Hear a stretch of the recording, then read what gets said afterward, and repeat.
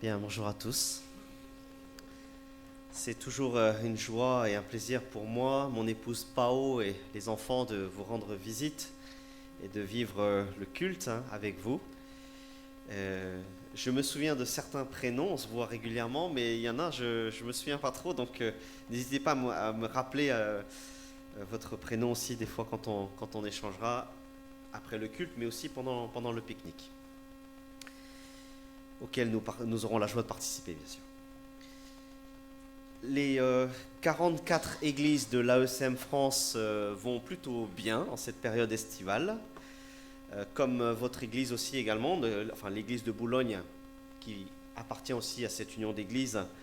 Nous nous préparons à la dynamique, en tout cas à la mise en place des Jeux Olympiques ici en région parisienne et le Paris Presse Festival comme vous l'avez évoqué.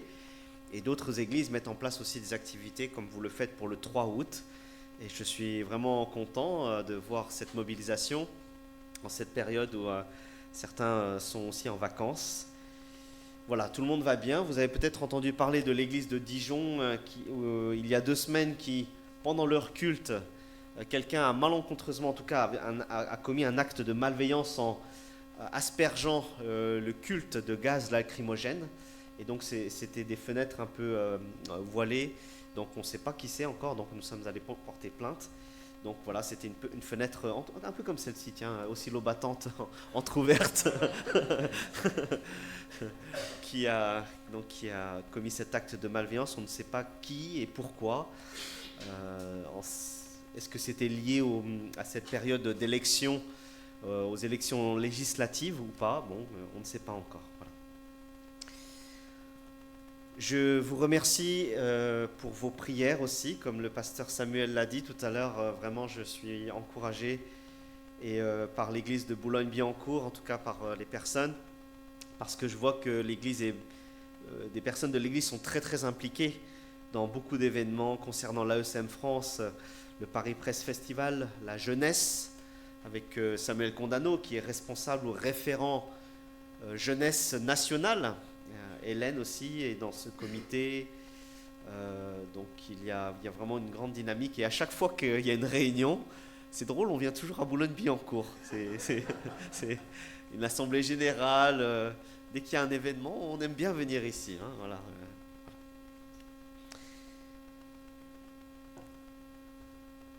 Pour aborder le texte biblique de ce matin, en fait, sachant que j'allais venir ici un 14 juillet, en tout cas ce 14 juillet, j'avais le choix de rebondir entre 2 sujets.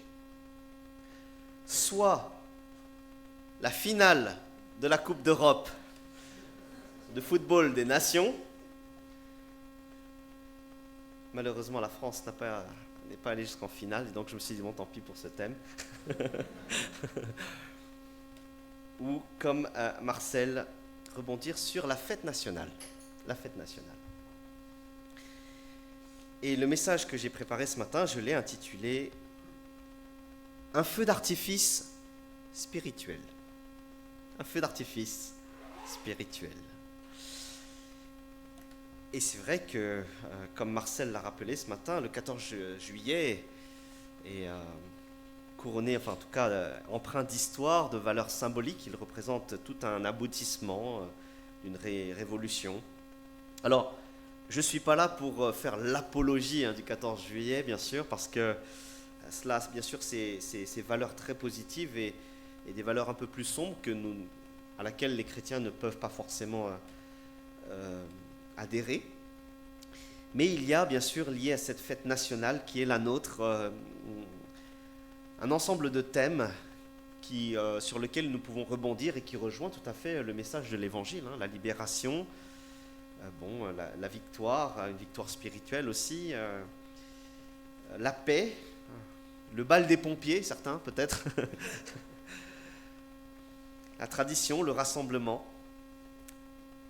Et pour faire écho à ce 14 juillet, j'ai pensé à un texte, un texte m'est revenu, c'est le texte de Romains chapitre 15. Alors peut-être que ce n'est pas le texte qui vous vient à l'esprit lorsqu'on parle de la fête nationale, mais j'ai pensé à Romains chapitre 15, verset 7, si je ne me trompe pas, à 13.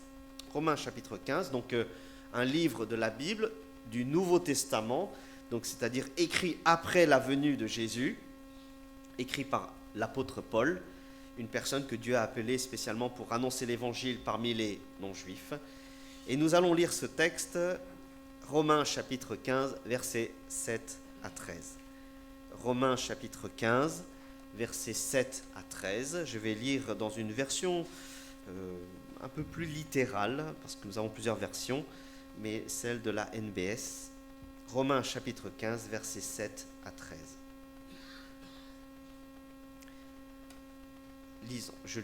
Lisons ensemble la parole de Dieu. Romains chapitre 15, versets 7 à 13. Aussi, accueillez-vous les uns les autres, comme le Christ lui-même vous a accueillis, pour la gloire de Dieu. Car je dis que le Christ est devenu serviteur des circoncis pour la vérité de Dieu, en confirmant les promesses faites au Père, tandis que les non-juifs glorifient Dieu pour sa compassion, ainsi qu'il est écrit, « C'est pourquoi je te reconnaîtrai parmi les nations, et je chanterai ton nom. » Il dit encore, « Nations, soyez en fête avec son peuple. » Et encore, « Louez le Seigneur, vous toutes, nations, que tous les peuples le louent. » Et Ésaïe dit encore, « Il paraîtra le rejeton de Jessé, celui qui se lèvera pour commander aux nations, et les nations espéreront en lui. » Verset 13. Que le Dieu de l'espérance vous remplisse de toute joie et de toute paix dans la foi, pour que vous abondiez en espérance par la puissance de l'Esprit Saint. Fin de la lecture. Alors, je ne sais pas si vous avez retenu quelque chose. On va regarder ça ensemble. Cette lettre qui a été écrite par l'apôtre Paul est pour moi comme un feu d'artifice de l'évangile. Une prise de la Bastille. Il met en avant pas mal de choses, ce qu'il y a dans le cœur de l'homme, de la joie, mais aussi le péché, ses conséquences. Mais cette lettre-là, et là nous en sommes à la fin, nous présente le salut, en tout cas la vie que Dieu donne en Jésus d'une manière majestueuse. Il met en avant ce qu'on appelle la grâce, c'est-à-dire l'amour de Dieu inconditionnel pour l'homme qui est pécheur, l'homme qui a besoin d'être sauvé. Il met en avant ce que Jésus lui-même a accompli, le sacrifice parfait. Et quand on s'approche de Dieu en Jésus, Dieu peut nous déclarer juste. Voilà, je te pardonne, je t'accepte tel que tu es, quelle que soit ta vie. Et il y a bien sûr des conséquences de ce salut-là qui est développé dans cette lettre-là.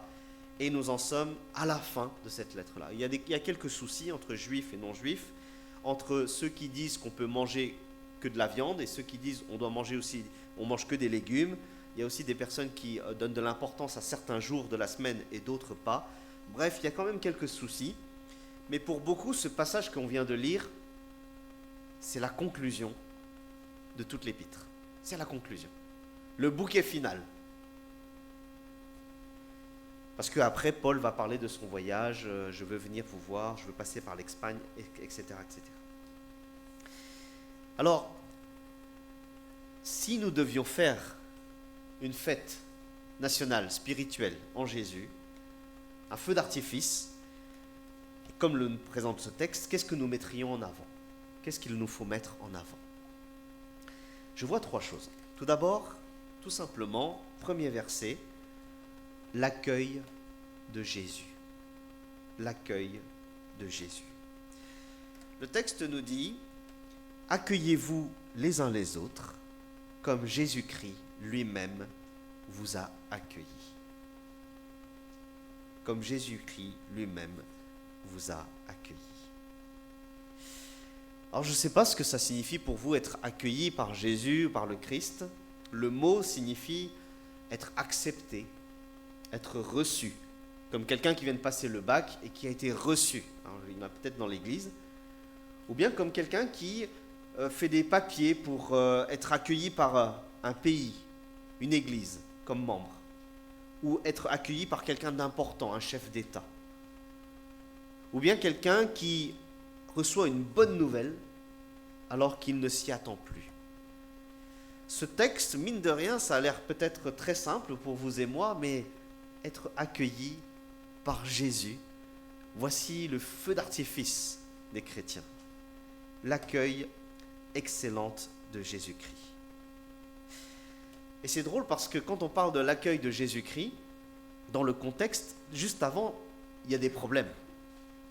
Il y a des gens qui disent comme je disais, on doit manger que de la viande, d'autres ils disent non, on doit être végétarien, bref. Il y a des débats. Mais Jésus-Christ accueille chacun et chacune. En tout cas, auprès de Dieu, il y a toujours une place pour chacun d'entre nous. Et c'est ça qui fait le feu d'artifice des chrétiens. Je ne sais pas si tu as déjà été accueilli par Jésus, mais pour ceux qui le savent, c'est leur feu d'artifice. Vous savez, j'ai un ami, il fait toujours des blagues, un ami d'enfance. Il dit toujours des choses comme, il pose toujours une question comme, tu sais ce que ça fait que d'avoir un mention très bien au bac? Non? Et ben, il fait toujours une blague, il dit, moi je sais. Moi je sais. Hein? Ou bien quand il fait une blague, il dit, tu sais ce que ça fait que de partir, de faire le tour du monde? Non? Moi je sais. Vous savez, c'est un peu arrogant, hein? Il est un petit peu, il nous embête un petit peu. Hein? Tu sais ce que ça fait que d'être accueilli par Jésus? Non? Moi je sais. Hein? Moi je sais. Hein? Alors c'est un petit... Ah, ça nous... Hein? Mais quand nous savons, nous connaissons l'accueil du Christ. Oui, on peut s'en vanter. Parce qu'il y a le pardon de Dieu et nous savons d'où nous venons. Nous savons quelle est notre vie. Une vie imparfaite, faite de manquements, de pleurs, de tristesse. Mais une vie qui est quand même accueillie par Dieu. Et c'est ça qui fait que dans notre cœur, lorsque nous avons le Christ, nous célébrons le Christ chaque jour, chaque semaine, à chaque moment. Et regardez que le texte, juste ce premier verset nous dit que cet accueil que nous avons, en tout cas, que le Christ nous a donné, doit être reflété aussi dans notre accueil des uns des autres. L'accueil du Christ, en un mot, tout est dit. Une victoire, un combat, une liberté, comme l'a précisé Marcel ce matin, la délivrance, l'amour, la justice. Nous avons tout. L'accueil du Christ. Et comme dirait celui qui va au McDo sans vouloir en faire la pub, viens comme tu es. Viens comme tu es au McDo, venez comme vous êtes. Mais c'est nous qui faisons le menu. Et Christ, c'est pareil. Venez comme vous êtes. Mais j'ai préparé le menu pour vous. Le pardon, l'amour, l'accueil. Alors, comment mettre en place cet accueil dans l'Église? Premièrement, oui, comme tout à l'heure, Marcel l'a demandé, est-ce que toi, tu connais cet accueil-là? Est-ce que tu sais ce que ça fait d'être accueilli par le Christ? Moi, je sais. Peut-être que toi aussi, tu peux le vivre. Deuxièmement, si tu sais ce que c'est que d'être accueilli, avec tes forces, tes faiblesses, ton passé, toutes tes erreurs, tu peux accueillir les autres aussi dans l'Église. Et cela nous rappelle que l'Église n'est pas qu'une église pour une élite, ou une église pour des habitués ou des connaisseurs, ou que pour les membres, mais pour tous ceux et toutes celles qui veulent connaître Jésus. Tous ceux et toutes celles qui veulent avancer dans leur foi. Et c'est peut-être ça aussi l'accueil d'une église. C'est peut-être à nous aussi d'allumer le feu d'artifice dans le cœur des gens, parce que vous êtes les bienvenus et que Jésus aussi veut bien vous accueillir. Alors peut-être que nous pouvons le vivre, nous qui avons déjà accueilli Jésus, en nous accueillant les uns les autres. Deuxièmement, deuxième volet de ce feu d'artifice, la louange des nations. La louange des nations à l'unisson, dirons-nous. Je scinde ce passage en prenant maintenant les versets 8 à 12. Donc c'est le gros morceau, J'ai pris juste un premier verset pour parler de l'accueil de Jésus, qui implique l'accueil des uns des autres pour la gloire de Dieu. Et maintenant je prends cette deuxième portion qui est très longue, c'est une seule et même phrase, qui est un peu complexe. Mais l'apôtre Paul, dans cette phrase-là, il va tout simplement montrer que devant le Seigneur, il y a de la place pour toutes les nations. Et donc il utilise d'abord l'expression pour les juifs et les non-juifs. Avant, il y a tout un débat sur la nourriture, les jours de l'année, etc. Maintenant, place à la louange. Verset 8, tout d'abord, il est question que les Juifs, à qui Dieu a voulu se présenter, se révéler d'abord, soient au bénéfice. Le verset 8 dit que Jésus-Christ est devenu le serviteur. C'est un mot très très fort. Il est devenu serviteur qui est même l'équivalent de l'esclave. Il s'est abaissé, il s'est mis à la disposition pour que une nation en particulier, les Juifs, viennent à Dieu. Alors ils ne viennent pas pour les mêmes raisons que les autres nations, ils viennent pour confirmer les promesses de Dieu faites. Mais à partir du verset 9 jusqu'à la fin du verset 12, nous sommes tous concernés. On a 6 fois le mot nation. Verset 10, nation, réjouissez-vous. Verset 11, louez le Seigneur, vous toutes les nations. Verset 9, il le dit déjà, tandis que les païens, c'est le même terme, glorifient Dieu pour sa miséricorde. Et verset 12, Ésaïe dit, celui qui se lèvera pour commander aux nations qui espéreront en lui. Donc là, il y a une place très importante pour toutes les nations. Donc les Juifs viennent à Dieu pour exalter la fidélité de Dieu, et les païens, c'est-à-dire les autres, viennent à Dieu pour dire toute sa miséricorde. Bref. Mais regardez encore le texte. Regardez bien. Paul, celui qui écrit ce texte, il va montrer qu'en fait, c'est pas simplement maintenant, c'est pas simplement au moment où il écrit ce texte que Dieu veut que toutes les nations le suivent, mais que c'est dans le plan de Dieu depuis toujours. Qu'est-ce qu'il va faire ? Eh bien, il va citer des versets de l'Ancien Testament, et au verset 9, il va dire, c'est pourquoi, il est écrit, c'est pourquoi je te confesserai parmi les nations, je chanterai en l'honneur de ton nom. Quand on regarde ce texte-là, en fait, il est parti chercher 2 versets de l'Ancien Testament. Il y en a un qui est dans le livre des Psaumes et un autre qui est dans le livre de 2 Samuel. Ça va, vous suivez ? Ensuite, verset 10, il est dit encore, donc ça veut dire qu'il est écrit encore, « Nation, réjouissez-vous avec son peuple ». Ce texte-là, il se trouve dans Deutéronome, chapitre 32, verset 43. Ensuite, et encore, verset 11, « Louez Dieu, vous toutes les nations, et que tous les peuples le louent », ça c'est un texte qui vient aussi du psaume. Et enfin, il dit, verset 12, Ésaïe, un prophète, donc il cite un prophète de l'Ancien Testament pour dire que voilà, les nations auront un espoir. Qu'est-ce que ça veut dire ? Qu'est-ce que ça veut dire ? Vous savez, la Bible, l'Ancien Testament, avant qu'il soit traduit, était divisé en 3 parties. La partie de la loi, la Torah, la partie des prophètes, qu'on appelle les Nevi'im, et la partie des écrits, tous les autres écrits, les Ketuvim. Et là, l'apôtre Paul, il prend des extraits à la fois de la Torah, la première partie, à la fois de la deuxième partie, et à la fois de la troisième partie. Et qu'est-ce qu'il dit ? Il dit que tout l'Ancien Testament, du début à la fin, dans toutes les parties, Dieu, il avait déjà prévu ça.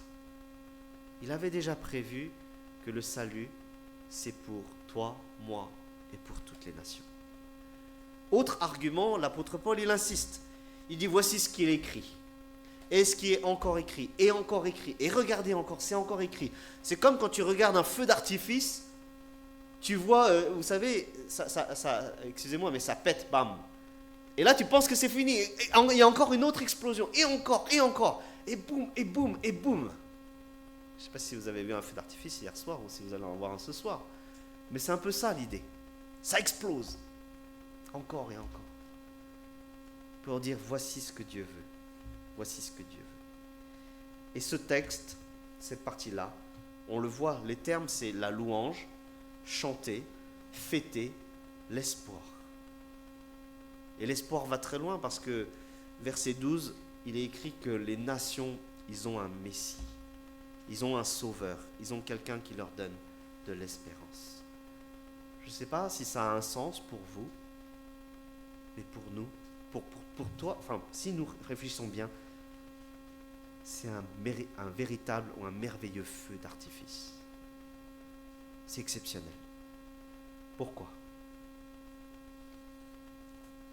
Comme quelqu'un l'a prié tout à l'heure, je ne sais pas qui c'est, mais nous savons de quoi ce monde a besoin. Nous savons le monde dans lequel nous vivons et le pays dans lequel nous vivons. Un pays ou un monde qui a besoin d'être réconcilié. Un pays, un monde qui a besoin d'espoir. Un pays, un monde qui a besoin de fraternité. Est-ce que c'est possible ? En Jésus, c'est possible. En Jésus, des nations, des peuples, des cultures peuvent être à nouveau rassemblés, réunis. Et c'est vrai que nous vivons dans un contexte difficile, la guerre, les divergences politiques, la crainte, les murs, les tentatives d'assassinat, peut-être que vous avez vu les informations ce matin, de chefs politiques. Mais si des hommes et des femmes se tenaient la main pour louer le Seigneur, n'est-ce pas ça, ce à quoi nous aspirons finalement, pour notre pays et notre monde? Et ce feu d'artifice est possible en Jésus. Et il a commencé aujourd'hui, dans l'église, ici, dans notre église. Et il amènera à son achèvement parfaitement le jour où il reviendra. N'est-ce pas merveilleux ce feu d'artifice? Celui pour lequel nous voyons déjà le premier volet et celui pour lequel nous prions. Alors à vous et moi maintenant de le refléter ici, maintenant dans nos vies, dans l'église. Oui, le feu d'artifice, il y en a de toutes les couleurs, de tous les parfums, de tous les goûts. Il y en a pour toutes les saveurs. Je parle de saveurs culturelles maintenant. Hein. Il y en a pour tous les plats. Il y en a, oui, il y a une diversité que nous devons accepter et auquel nous devons aussi ouvrir notre cœur. Qu'en est-il de ce feu d'artifice ici à Boulogne-Billancourt? Moi, je vois que vous le vivez, nous le vivons. Et nous pouvons encore le vivre davantage et encore. Mais tout ça, c'est grâce à Jésus. Comme le texte le dit, le serviteur. Le serviteur. Alors, je donne un exemple. Il est ce qu'il est, parce qu'on fait le tour des exemples. Bon, le McDo, c'était une chose. Je ne sais pas si vous avez vu Star Wars, la guerre des étoiles.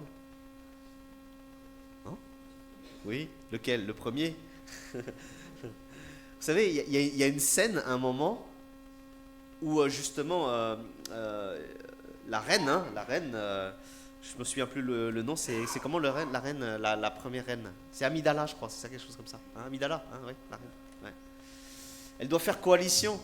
Hein, elle doit faire coalition, et puis ça se passe pas très bien, elle sait que c'est compliqué. Elle doit aller chercher de l'aide auprès d'un extraterrestre, etc. Bref, bon, voilà. Et je ne sais pas si vous vous souvenez le geste qu'elle fait, en fait, pour pouvoir avoir l'aide. Elle vient s'incliner devant un roi un peu monstrueux, extracteur. Et là, tout le monde rigole. Ah, c'est quoi ça et tout. Et le roi lui explique que vous avez fait la différence par votre humilité et vous ne vous êtes pas placé au-dessus de nous. Et c'est ça qui va faire la différence, qui va faire la coalition. Et vous et moi, nous ne sommes pas dans Star Wars, c'est sûr, mais nous avons le roi des rois qui lui-même s'est abaissé, est venu sur terre ici-bas pour vous chercher, vous et moi, hommes, femmes, enfants, jeunes et moins jeunes, rois et pas rois, pour que nous puissions être une nation devant lui. C'est ça notre feu d'artifice. C'est ça le feu d'artifice qu'il y a dans notre cœur. Donc un feu d'artifice basé sur l'accueil du Christ, deuxièmement sur la louange des nations, et troisièmement, eh bien je dirais un feu d'artifice qu'il y a dans les cœurs. Un feu d'artifice qu'il y a dans les cœurs. Et voici le bouquet final, le dernier verset que nous allons regarder ensemble, verset 13. Que le Dieu de l'espérance vous remplisse de toute joie et de toute paix dans la foi, pour que vous abondiez en espérance par la puissance de l'Esprit Saint. Bref, un bouquet final. Si on regarde les termes de ce verset-là, chaque terme regroupe une force intense et profonde. C'est une prière, que Dieu vous accorde tout cela, mais c'est une conclusion avec des termes très très très forts. Et on pourrait s'arrêter à chaque mot, mais on voit que cette prière met en avant ce qu'il peut y avoir de plus beau au sein d'un cœur, de ton cœur et de mon cœur. L'espérance, qui est prononcée 2 fois, la paix, la foi et la puissance du Saint-Esprit. Et c'est pas tout. Il y a 2 autres verbes qui nous montrent vraiment, quelque part, l'ampleur de ce que Paul veut communiquer à ses destinataires. Remplir et abonder, l'abondance. Vous voyez, là, on est devant un buffet à volonté de la joie, de l'espérance et de la paix qu'on a lorsqu'on est en Jésus-Christ. Qu'est-ce qu'il y a dans ton cœur? Qu'est-ce qu'il y a dans votre cœur? Est-ce que tu sais ce que ça fait que d'avoir l'espérance dans le cœur? Moi, je sais. Est-ce que tu sais ce que ça fait que d'avoir la paix? Il est possible de le savoir en Jésus. Est-ce que tu sais ce que ça fait que d'être rempli de joie? C'est possible en Jésus aussi. Et donc on voit que, pour terminer quelque part ce feu d'artifice spirituel, voilà, il peut y avoir tout cela dans notre cœur. Et peut-être qu'il nous manque des choses, parce que nous avançons dans le contexte qui est le nôtre. Peut-être vous faites face à la maladie, au rejet, aux difficultés socio-politiques, économiques qui sont les vôtres.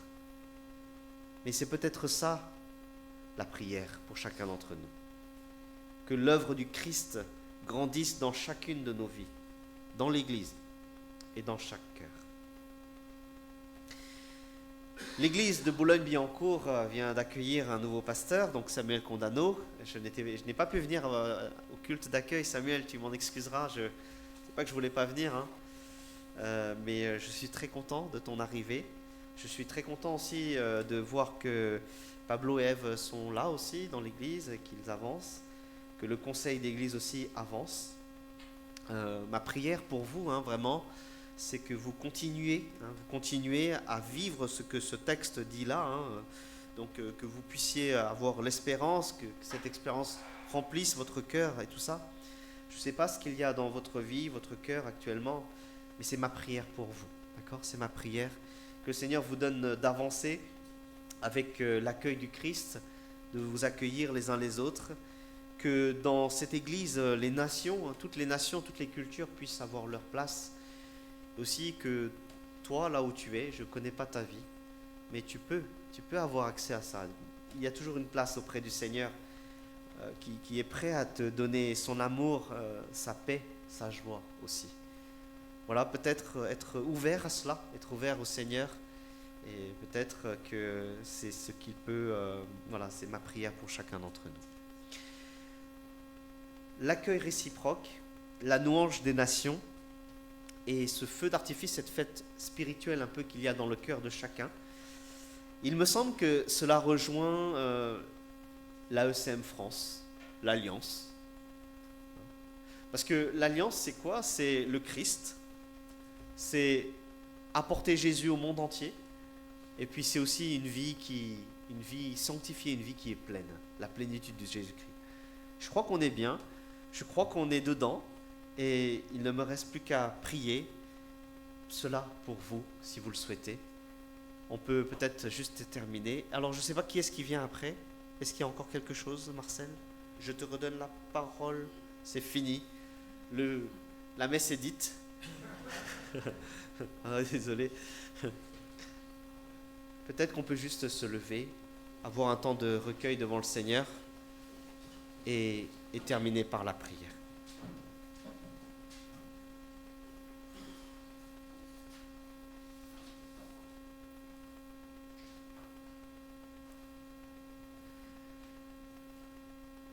Seigneur, nous venons humblement vers toi et nous te remercions pour ta parole qui nous propose quelque chose de merveilleux pour chacun d'entre nous, pour notre Église, nos familles, notre pays et pour ce monde.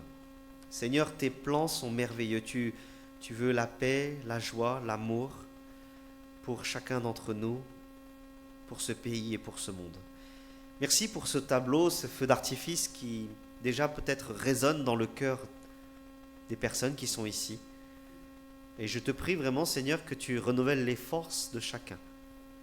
Tu connais nos vies, nos contextes, nos enjeux, nos difficultés, les difficultés auxquelles nous faisons face, que ce soit la maladie, les enjeux professionnels.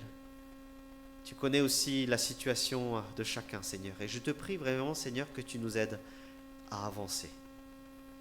Je te remercie pour Jésus, le Sauveur du monde, celui qui a donné sa vie par amour, pour que par son sacrifice, nous puissions être réconciliés avec toi, Seigneur. Et je te remercie parce que c'est ça qui fait notre espoir. C'est ça qui nous donne le courage d'avancer. Je te prie, Seigneur, que tu visites aussi celles et ceux ce matin qui ne connaissent pas encore Jésus, peut-être. Je te prie que tu leur rappelles que tu les attends, tels qu'ils sont. Je te prie que tu aides les personnes ici à venir à toi, à t'ouvrir leur cœur. Quelle que soit leur vie, leur passé, faite de haut et de bas, je te prie que tu attires à toi ces personnes-là. Je te prie vraiment aussi que cette Église rayonne de ton amour, qu'il y ait toujours un accueil réciproque, que les nations aient toute leur place ici, et que chacun avance avec la force que tu donnes. Je te prie, Seigneur, qu'il y ait une bonne entente, que les responsables puissent avancer, qu'il y ait un accueil chaleureux, mutuel, et que cette Église puisse avancer et faire face aux défis qui sont les siens. Seigneur, merci pour ce culte où nous t'avons dit notre joie, notre louange, où nous t'avons dit notre reconnaissance. Nous te prions de nous bénir et de nous accompagner encore pour le reste de cette journée, quelles que soient nos activités, Seigneur. Peu importe ce que nous allons faire cette semaine ou pendant ces vacances, nous te prions qu'il y ait toujours un feu d'artifice dans notre cœur pour que le Christ règne dans nos vies et dans cette Église. Nous te remercions, nous te louons, nous te bénissons. Bénis chacun d'entre nous et accompagne-nous. Nous te le demandons humblement dans le nom du Seigneur Jésus. Amen. Merci. Que Dieu vous bénisse chacun et chacune. Je suis à votre disposition.